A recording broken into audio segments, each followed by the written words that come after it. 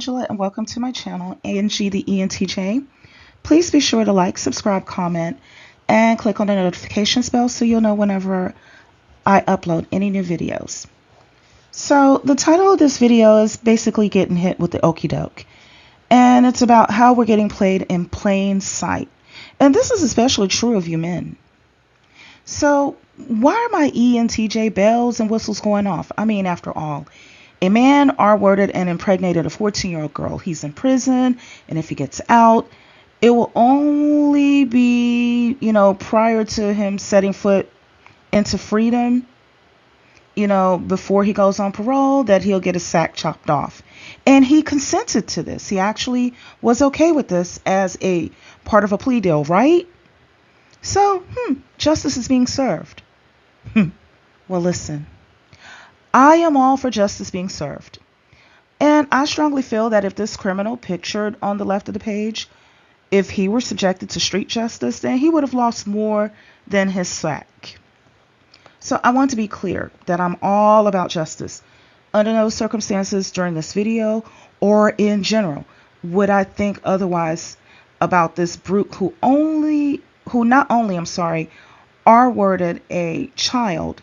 He not only impregnated her as well, but he threatened to unalive her and her family if she told what he did to her. He deserves his stay at the Gray Bar Hotel, aka prison.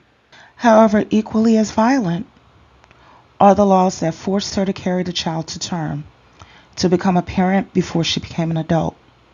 Much like the victim pictured on the right of this page, who's actually a 13-year-old girl in Mississippi.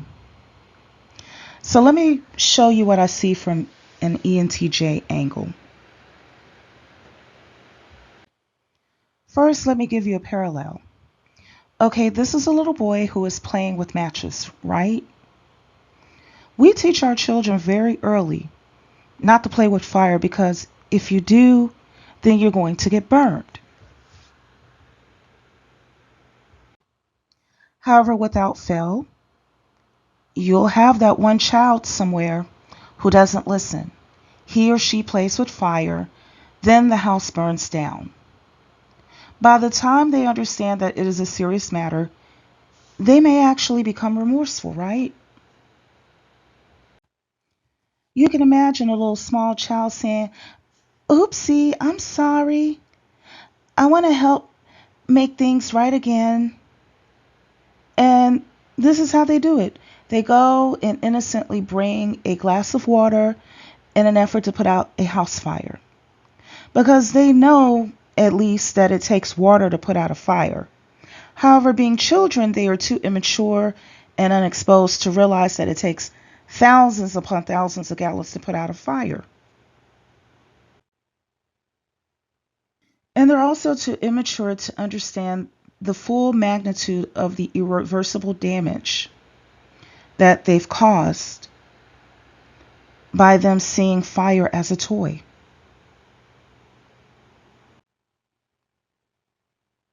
So, okay, now that you got that bit of understanding, let's go over it again, but from my ENTJ angle. You see, we told them not to play with this fire in the form of abortion rights. We told them that it is not a bunch of girls and women who are using abortion as birth control that are seeking the procedure, because that was the common line of reasoning that they were pushing forth. Oh, you women, you just want to avoid responsibility. If you lay, you pay. You can't be used in abortion as a birth control method. We told them that's not what was happening. We told them that violence is a factor. Lack of affordability is a factor. There are women who want their children but have endured an incomplete miscarriage that need the procedure so that they don't develop an infection that will unalive them. We told them that they needed to work on the root causes that are bringing girls and women to the abortion clinic.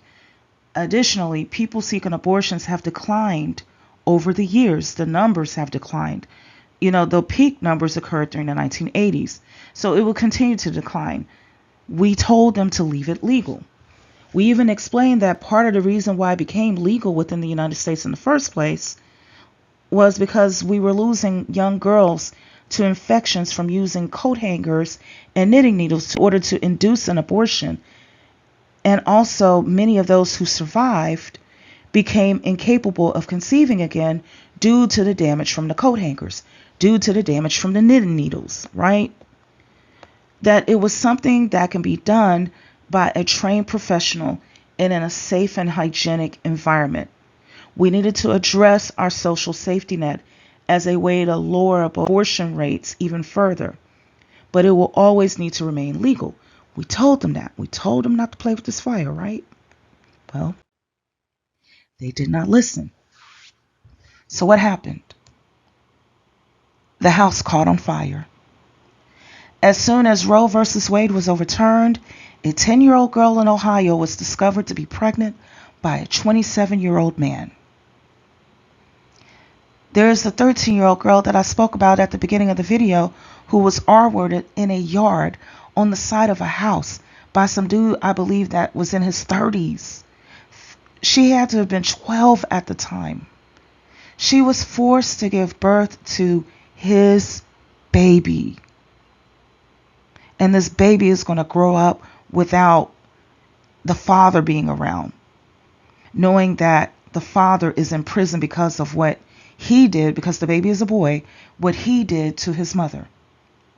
In addition to all of these little girls who were forced to become mothers before they became adults, before they were old enough to sign a contract, join the military, buy cigarettes or alcohol, okay? There is this case in Alabama where women will be forced to carry their frozen embryos, and in the case in Arizona, which brought back anti-abortion laws from the time before Arizona was even recognized as a state in the union.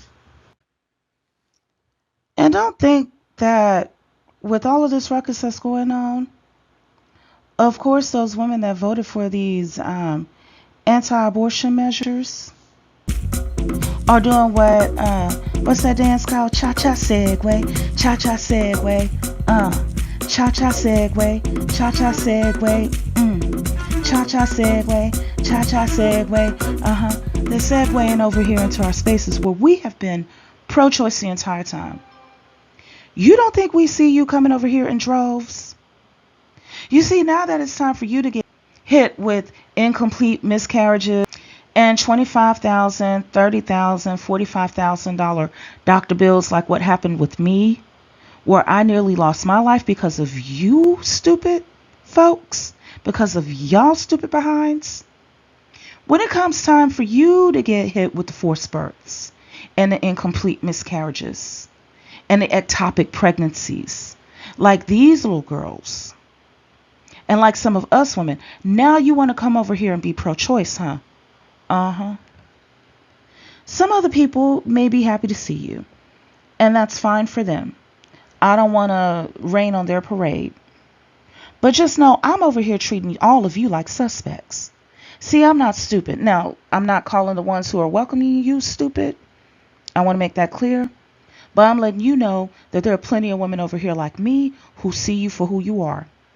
As a matter of fact, I would argue that many of us have an above average IQ. We're not stupid. Because, listen, the ones that are segueing over here now, conveniently, this is how they tend to roll. They get over here, they hide until the coast is clear, and then they start becoming upset with the accountability that happens over here in our spaces, where privilege only exists for those who have justifiably earned it. And then they start clashing with us over here. The same exact place that they came to seek refuge. Because they want to do things over here like they did over there before they came running after it was falling down. And when they don't like what they see over here, they get upset because we're fair. Things happen over here by merit. You have to earn. Then that's when they start to sabotage our movements out of spite, and then turn around and run back into the arms of a bunch of desperate and lonely men who ain't had no punani in a while. And then they weaponize those guys against us all over again, while enjoying living in the lap of unearned privileges. See, you're not going to get a whole happy reception from me, You on probation as far as I'm concerned, and I'm treating all of you like suspects. The ones of you that segued over here, I see you as suspects.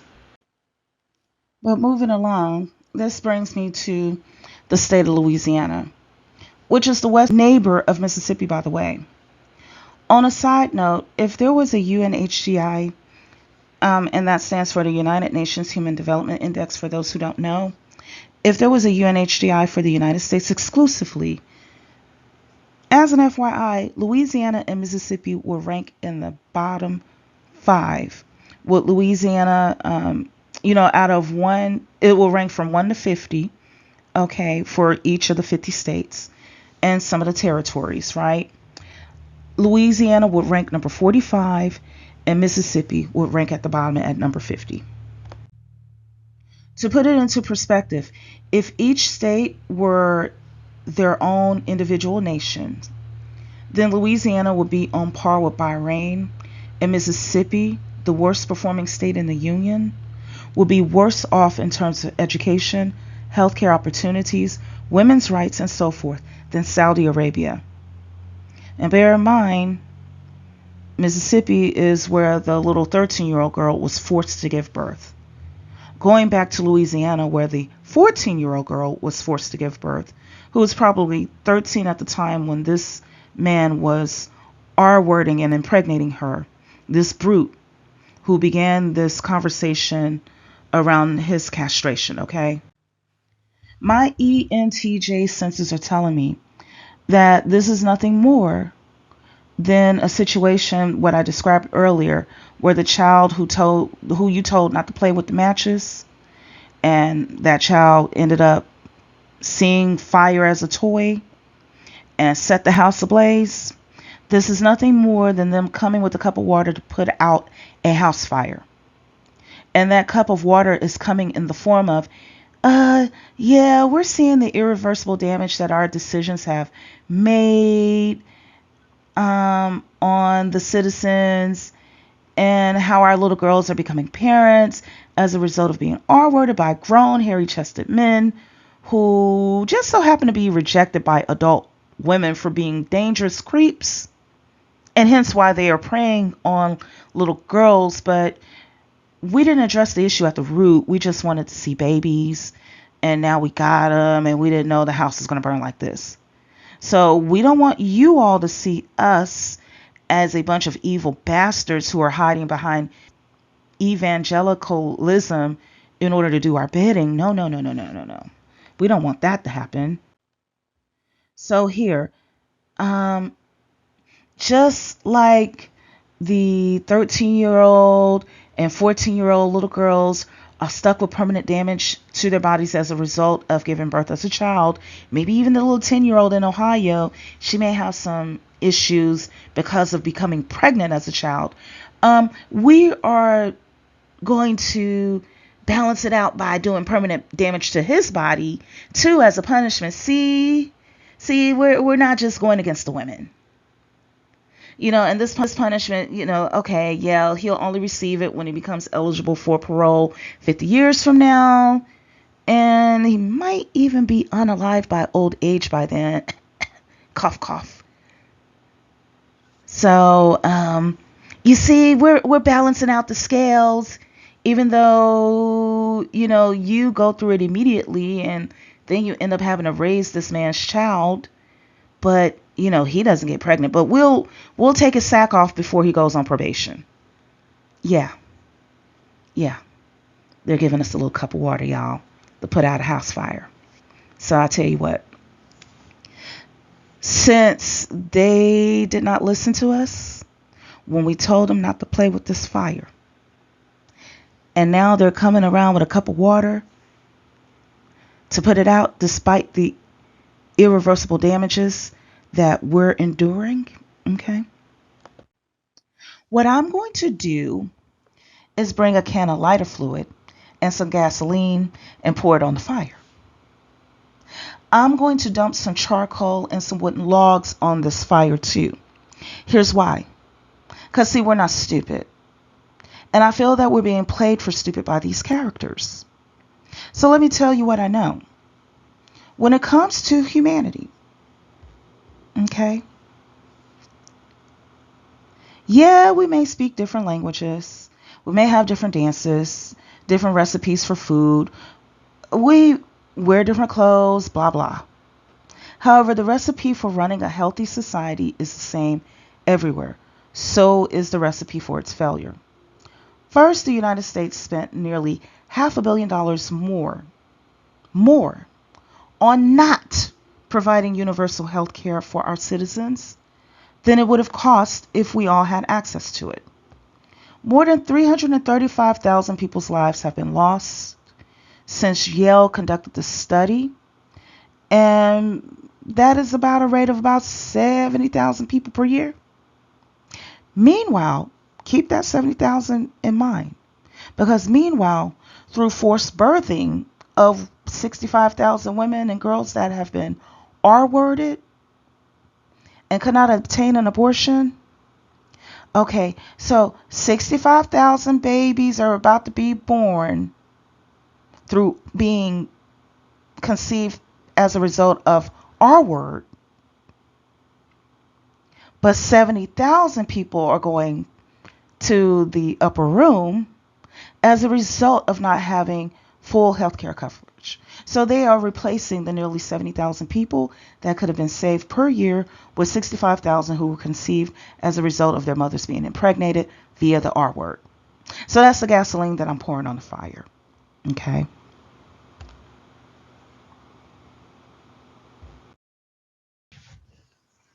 See, there is a reason why we women were uprising. You red pill males are trained like circus animals to downplay our reaction as if we're being emotional or hysterical, oh, boo-hoo, not realizing that it's making you become easier to manipulate. hmm So, yeah, I'm going to pour some more gasoline on this fire. So, beyond 13 and 14-year-old little girls being forced into parenthood before they can legally sign a contract, there is a reality that's being overlooked, especially by the men. Haile Selassie said it best during a speech to the League of Nations in 1936. He said, and I quote, "It is us today. It will be you tomorrow." So here I come with the wood to add to this fire that they lit that and caused irreversible damage to us, and now want to put it out before they feel the burn, right? Nope. You're going to feel this burn. Since you all stood by and cheered, you got your humiliation fetish kinks met, and watched as the women's rights to bodily autonomy were stripped away from us. Well, yesterday it was us. Now today it is you. They came for our rights. Now they're coming for your balls. You thought you were invincible, didn't you?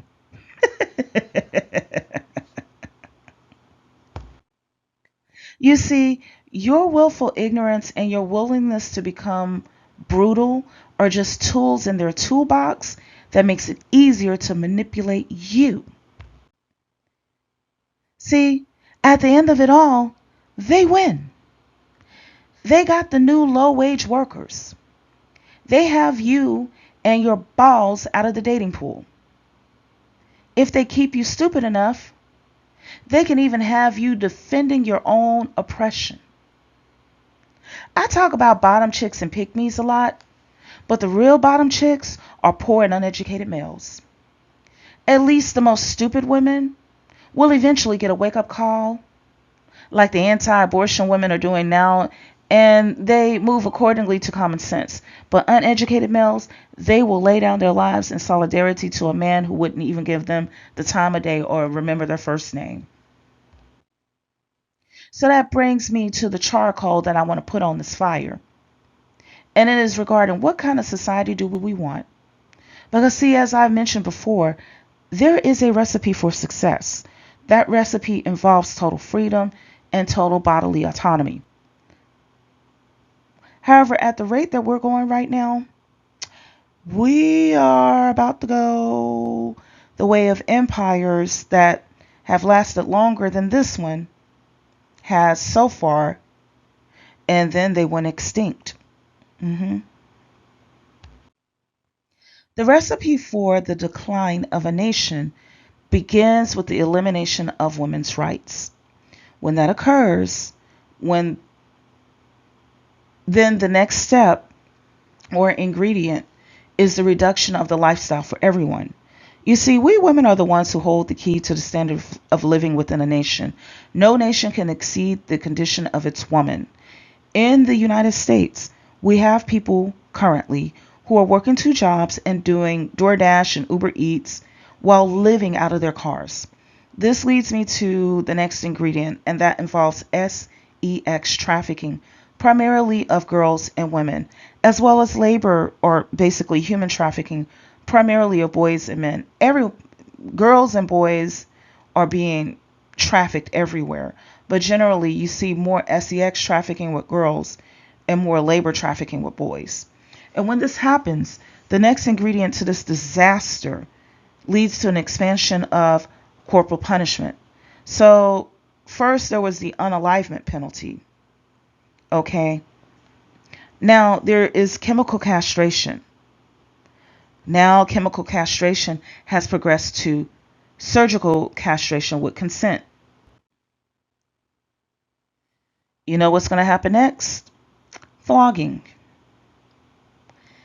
Empires that did not fail as a result of invasions usually imploded as a result of human rights abuses and all the consequences that come with it.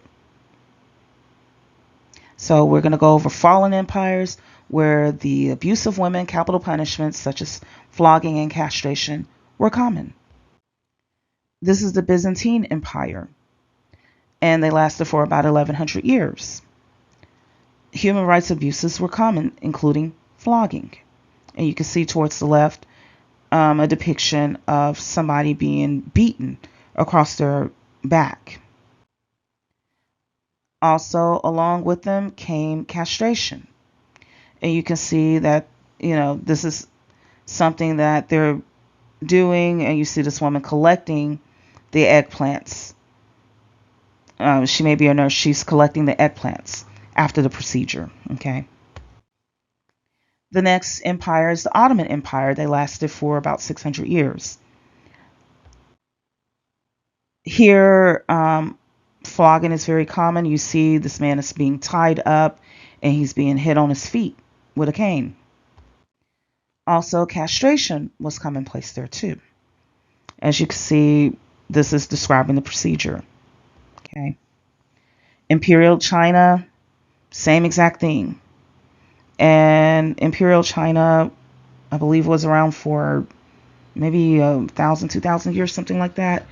According to this aspect of the history book, it goes back as far as 5,000 years. But the dates that I was getting from the history books, just to keep it contemporary, was about 1100-ish years or something like that. So they had flogging. This is an ancient drawing of a man who had his left hand and his right foot bound so that he couldn't run while he's being flogged through the streets. And that is the title of this drawing, The Chinese Punishment of Flogging Through the Streets. So he was beaten, and the pain would make him move, but he couldn't run. So it was just humiliation on top of humiliation, right?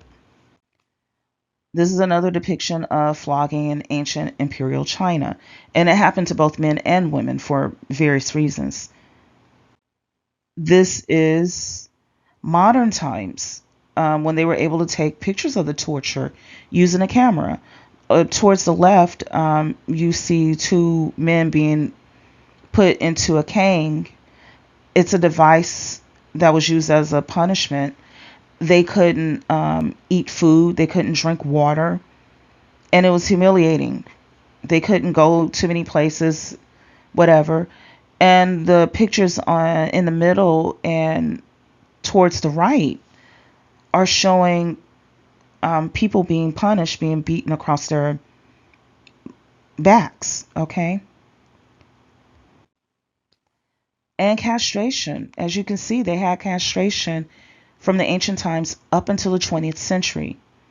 So towards the top is statues showing the procedure. I had to censor it with the little red oval. Towards the bottom, you see the Qing dynasty eunuchs. And then this person that you see towards the far right is named Sun Yongting. He is the last eunuch of China. He was castrated as an 8-year-old boy by his own father because they came from a poor background and they worshiped the emperor as a god king on earth. So the family would receive privileges as a result of giving their son over as a eunuch to the imperial court. Well, he passed away in 1996. Going on, we have the Roman Empire. Still, they are so extinct that their language is no longer spoken except at the Vatican. The women in the Roman Empire had few to no rights in Rome. And the same can be said for the previous empires, from the Byzantine to the Ottoman to Imperial China. Same ingredient, same outcome, right? Flogging and other forms of torture, such as unalivement at the Colosseum and being thrown from a cliff for treason, were commonplace during those times in the Roman Empire. So was castration. In this particular picture, what you see is a sculpture of Nero and his lover Sporus. Nero was a Roman emperor, and he was known for his cruelty. He was so cruel that he unalived his pregnant wife, named Poppaea Sabina, by kicking her in the belly during an argument. Then he forced the young man that is beside him, depicted on the right-hand side, named Sporus. He fell in love with him. He forced him to be castrated and to become his lover. Nero dressed him in women's clothing similar to his unalived pregnant wife, Poppaea Sabina. So Sporus, he had him dressed in a way that imitated his unalived wife. Yeah. So castration was common in the Roman Empire too. Moving along, ancient Greece, same ingredients. Flogging was very commonplace there, and so was castration. Okay. And moving along down the timeline, prior to British colonialism, there was this history of Irish children being kidnapped and forced to work in England, as depicted by this older woman who's beating a younger woman across her back. This younger woman was probably kidnapped at an earlier point in time in her life and forced to become a worker. And it's important to point this out because it's important to know that this happened prior to the experience of my own ancestors within the antebellum southern United States, where flogging was commonplace also. The slave narratives are filled with the unspeakable horrors that were seen and or experienced even by those who were freed from slavery after the Civil War. There were plenty of incidents where flogging took place of men, women, and children. Harriet Tubman endured being horsewhipped for the first time as a 10-year-old little girl, the same age of the girl who was R-worded and impregnated by a 27-year-old male in Ohio. This kind of behavior, beating and R-wording, was very common and overlooked on plantations during the times of slavery. And here in 2022, when Roe versus Wade was overturned, we see similar circumstances. Yes.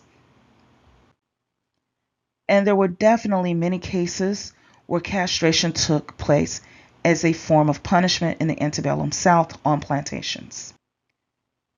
The same can be said about the Jim Crow South. Did you know that the last flogging as a form of punishment within the United States happened in the state of Delaware in 1952? It was at this same whipping post that you see depicted in Sussex County. And it was finally removed in the year 2020. That was just 4 years ago. They were called, these whipping posts, a red Hannah because they used to paint it red. We are about to see a video featuring Dr. Reba Hollingsworth, who witnessed a man being flogged when she was an 8-year-old little girl. Let's watch, and then I will be back.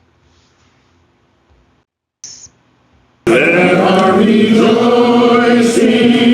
rise. I brought my 8-year-old granddaughter. I wanted her to be a witness today, and it's a history lesson for her because she had never heard of a whipping post. And then you can know the history of it there, because just seeing this, it doesn't give you any idea, for instance, of why it's called Red Hannah. Or it doesn't give you any history about which governor had them removed and all those things. So put it in a museum. He was shackled to the post, actually facing it like this, bare back, bare from the waist down to the waist. And this man was standing there with his cat of 9 tails, and he would whip him and count each whip. Never should we see nooses or ovens or whipping posts or, reminders of a painful era. I agree that we should recognize where they came from and the origin so we can learn. It's really a part of history. But it also means that we as a nation needs to come together and tear down some of the barriers and some of the negative artifacts that we see. And here in Georgetown, I'm seeing that today. She describes seeing the man chained to the post with his bare back exposed and being beaten with cat o' nine tails. Cat o' nine tails were the weapons of choice on the plantations because there were laws limiting the number of lashes that could be administered to 39. So if you can imagine, you can multiply the impact with the cat o' nine tails because there were 9 whips hitting the person's back simultaneously. And more often than not, it wasn't just a whip. It had like pieces of glass tied in it. It had hooks.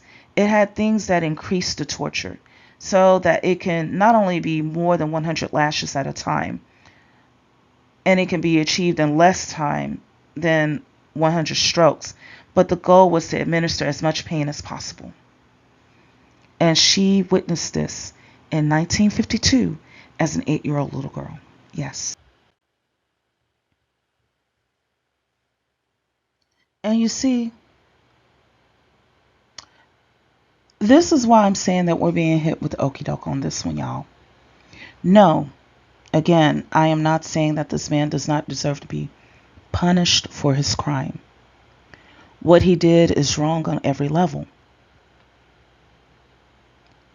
I am saying that we need to reverse from this trend of going the way that empires that were known for their human rights abuses went. Which is why I'm saying that we are being hit with Okey-Doke on this one. No, I'm not saying that this man does not deserve to be punished for his crime. He was wrong. But if we don't stop this trend now, because right now it's consent, okay? It won't be long before it's not consent. And not only that, the empires that practice this, as we saw in my previous count from the Byzantine Empire to the antebellum South, they all ended terribly. Moving along. This is Alessandro Moreschi, the last castrato of the Sistine Chapel. By the way, a castrato is someone who, as a little boy, was castrated in order to preserve his high-pitched singing voice. Alessandro Moreschi was born in 1858 and passed away in 1922. So see, this was just a little over 100 years ago. Generally speaking, a castrati was a child who was born under questionable circumstances. An example could be that an elite man impregnated a peasant girl who he didn't want to marry. So what happened was that those children were taken in and raised by the church. People would pour into those spaces to hear the castrati sing because their performances brought in so much money. For those of you who've been watching my videos previously, I talked about how the anti-abortion efforts were more about bringing people here that was going to make money for them than it was about actually saving their lives like they claimed to. And so Alessandro Moreschi, being a castrato, is an example of this. And this is part of the reason why I support the West 4B movement so much. First of all, we're not stupid. Women do not go through the pain of pregnancy and birthing children into the world, caring for them nonstop and prepping them for adulthood, only for those children to become teen mothers, thugs, and eunuchs, and to live as peasants that will have to eke out a survival in abject poverty until the final day of our miserable lives. Okay, we have dreams for our children that we want to see fulfilled within our lifetimes. And no, we don't want to have to sit around and wait until we're in the ground to find these dreams coming true in heaven somewhere, long after our corpse has rotted. This is the reason why I view this castration of a man who will undergo the surgery prior to his parole 50 years from now as a way to pour a small cup of water on the abortion rights fire that we told them not to ignite in the first place. And it is an attempt to get us to calm down. It is a panacea. What we need and what we have been advocating for, more or less, is a Nordic model as a solution, or rather the Nordic model as a solution. And that's just the beginning of what we need over here in the United States. We can have so much more. So I am going to end it here. The music that you will soon hear will be one of the last recordings of Alessandro Moreschi, the last castrato, or the last person who was castrated as a little boy in order to preserve his high-pitched voice so that the church could profit. That's all I have to say for now. Please be sure to like, subscribe, comment, and click on the notifications bell so that you'll know whenever I upload any new content. Take care until next time.